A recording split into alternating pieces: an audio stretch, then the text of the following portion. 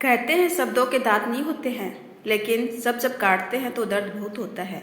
कुछ ऐसी ही कैफियत होती है उनके साथ, जिनके रिश्तेदार कभी अनजाने में तो कभी जानबूझकर ऐसी बातें या सवाल पूछ बैठते हैं जो अक्सर उन्हें चुभ जाती है या असहज बना देती है। इसलिए ज़रूरी है कि रिश्तेदारों से बात करते वक्त हम कुछ बातों का खास ख्याल रखें, ताकि बातें बुरी नहीं बल्कि अच्छी लगे और रिश्ते भी मधुर रहे। रिश्ते बहुत नाजुक होते हैं, इसलिए उन्हें बहुत ही प्यार व सावधानी के साथ संभाल कर रखते हैं, क्योंकि रिश्तों में पड़ी छोटी सी दरार भी आपके रिश्ते को प्रभावित कर सकती है। अक्सर रिश्तेदारों के बारे में सब कुछ जानने की उत्सुकता में लोग ऐसी बातें पूछ बैठते हैं जो आमतौर पर नहीं पूछनी चाहिए। हर रिश्ते की अपनी मर्यादा होती है, जिसे हर किसी को याद रखनी चाहिए और ऐसी बातें अवॉइड करनी चाहिए, ताकि आपके रिश्ते न प्रभावित हो और न ही दूसरों को दुख पहुंचे। नंबर 1, बेटे की शादी की बात।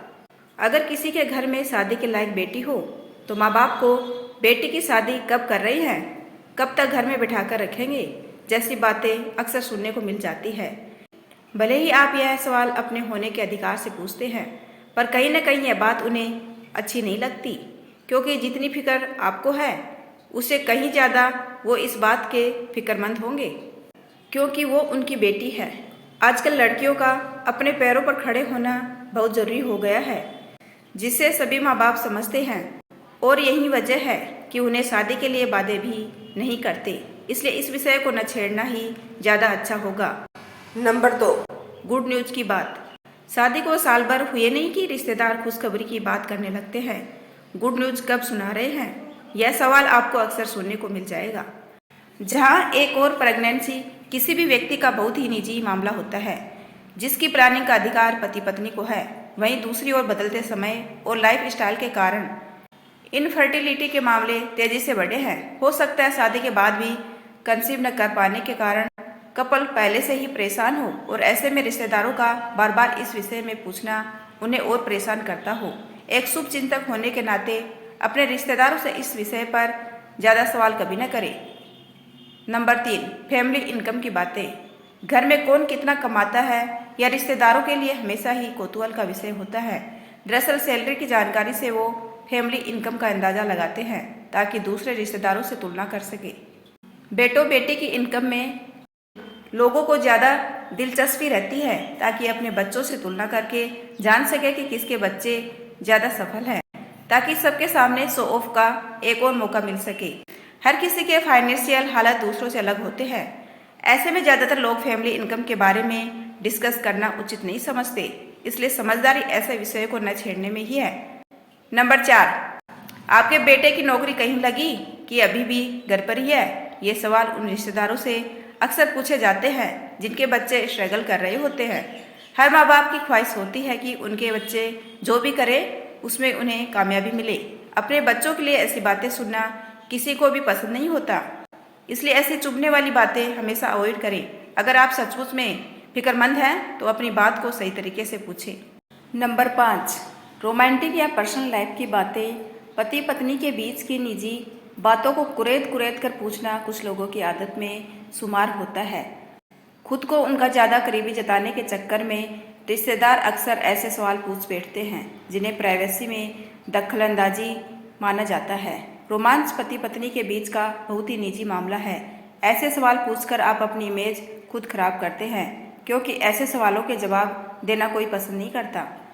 नतीजतन लोग आपसे कतराने लगते हैं। अगर आप नहीं चाहते कि लोग आपके साथ भी ऐसा व्यवहार हो तो अपने रिश्ते की अहमियत बनाए रखें और ऐसी बातों से हमेशा बचें। नंबर 6, बहू के मायके वालों की बातें। हमारा समाज भले ही कितना भी मॉडर्न क्यों न हो जाए, पर बहुओं के लिए लोगों की सोच अभी भी पुरानी ही है। उसके मायके वालों के बारे में जानना ज़्यादातर रिश्तेदारों का प्रिय सगल होता है। उन्हें हमेशा इस बात की फिक्र लगी रहती है कि बहू की बहन की शादी हुई या नहीं, उसका भाई काम पर लगा या नहीं, और उससे भी ज़्यादा त्यौहार या शादी ब्याह के मौके पर बहू के मायके से कितना सामान आया। तोहफों का लेन देन हो या फिर अपनों के बारे में तीखी बातें सुनना किसी भी बहू को पसंद नहीं आता। हर लड़की चाहती है कि ससुराल के लोग उसके परिवार का सम्मान करें और उन्हें भी वही इज्जत मिले जो दूसरों को मिलती है। एक लड़की के लिए उसका परिवार उसका सम्मान होता है। ऐसे में उन पर तीखे सवाल उसके सम्मान को चोट पहुंचाते हैं, जो आजकल की आत्मनिर्भर व आत्मविश्वासी बहुएं बर्दाश्त नहीं करती। और यही वजह है कि रिश्तों में मनमुटाव बढ़ने लगता है। ऐसे में रिश्तों को बचाना आपके अपने हाथ में है। नंबर 7, प्रॉपर्टी के बारे में बातें। जितनी दिलचस्पी रिश्तेदारों की फैमिली इनकम में होती है, उतनी ही प्रॉपर्टी के बंटवारे में भी होती है। प्रॉपर्टी में क्या क्या है, किसको क्या देने की सोच रहे हैं, वसीयत बनाई या नहीं, जैसी बातें लोग केवल परिवार या बेहद करीबी लोगों से ही शेयर करते हैं।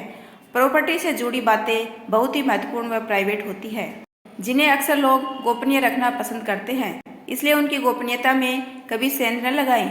अगर वो आपको इस लायक समझेंगे तो खुद ही सारी बातें शेयर करेंगे, पर अगर वो ऐसा नहीं करते तो आप खुद से ऐसे निजी मामलों को न कुरेदें। सभी रिश्तेदारों को अपने रिश्तों की सीमा पता होनी चाहिए और यह भी कि किससे क्या पूछना है और क्या नहीं। नंबर 8, पुराने हादसे की बातें। रिश्तेदारों से बातचीत करते वक्त ज़्यादातर लोग औपचारिकता का ध्यान ही नहीं रखते और अक्सर कुछ ऐसी बातें कह जाते हैं जिन्हें अक्सर लोग भूलने में ही भलाई समझते हैं।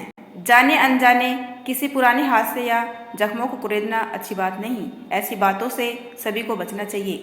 नंबर 9, दूसरी शादी हो तो पहली शादी की बातें। नंबर 9, दूसरी शादी हो तो पहली शादी की बातें।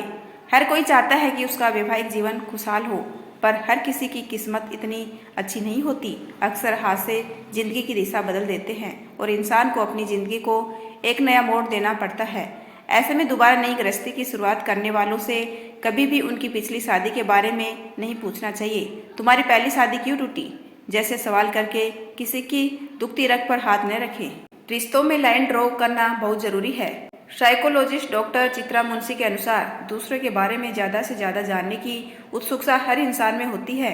हमारे समाज में बड़े बुजुर्ग छोटे से निजी सवाल पूछना अपना हक समझते हैं और साथ ही यह भी जताने की कोशिश करते हैं कि हमें तुम्हारी कितनी परवाह है। दरअसल वो ऐसा इसलिए करते हैं क्योंकि उन्होंने अपने आसपास वहीं देखा है और बचपन से वहीं सीख पाई है।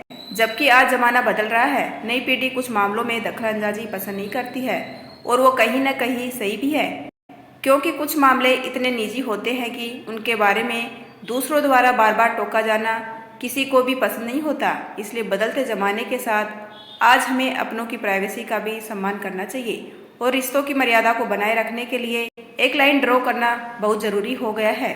हालांकि अभी भी आधा % लोग ही हैं जो सेंसिटिव होते हैं और जिन्हें ऐसी बातें बुरी लगती है, वरना 98% तो मानकर ही चलते हैं कि उनसे ऐसे सवाल किए जाएंगे और वो इसके लिए तैयार रहते हैं। पर इसका यह बिल्कुल मतलब नहीं है कि उन्हें ऐसी बातें बुरी नहीं लगती, पर वो उनसे निपटना सीख जाते हैं। जहाँ ज़्यादातर लोग कौतूहलवश ऐसे सवाल करते हैं, वही कुछ % लोग ऐसे भी हैं जो केवल अपनी महत्ता दिखाने के लिए दूसरों पर दबाव बनाए रखने व कंट्रोल करने की भावना से ऐसा करते हैं। इसलिए बातों से बढ़कर ये बातें कभी कभी तानों और कटाक्ष में तब्दील हो जाती है। ऐसे लोगों के साथ आपको डील करना सीखना होगा। उनकी बातों पर कभी भी न गुस्सा करें, न अपना मूड खराब करें और न ही दुखी हों, क्योंकि यह उनका व्यक्तित्व है जिसे आप बदल नहीं सकते। ऐसे सवाल ज़्यादातर महिलाओं से ही पूछे जाते हैं क्योंकि उन्हें सॉफ्ट टारगेट माना जाता है और जो बातें महिलाओं को सबसे ज़्यादा प्रभावित करती है वो बच्चों व तलाक से जुड़ी होती है। इसलिए महिलाएं अपने आप को मना ले कि ऐसा तो होना ही है। खुद को मानसिक तौर पर हमेशा तैयार रखें ताकि ये बात न आपको प्रभावित करे न ही आपके रिश्ते को। यदि आपको मेरा छोटा सा प्रयास अच्छा लगा हो तो चैनल को लाइक, शेयर एंड सब्सक्राइब कीजिए। आपका अपना कीमती समय देने के लिए दिल से धन्यवाद।